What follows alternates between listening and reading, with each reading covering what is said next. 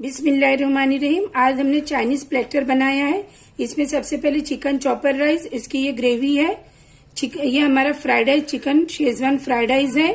ये हमारा red chilli sauce है। ये सिंपल फ्राइड राइस है, हमारा chicken fried rice. Combination rice में नूडल प्लस राइस हमने लिया है, चिकन कॉम्बिनेशन राइस। ये हमारा ग्रीन चिली सॉस है। शेजवान चिकन अक्का नूडल है। ये हमारा चिकन 65 है।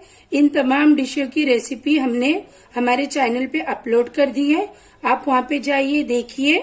ओके, अल्लाह हाफिज।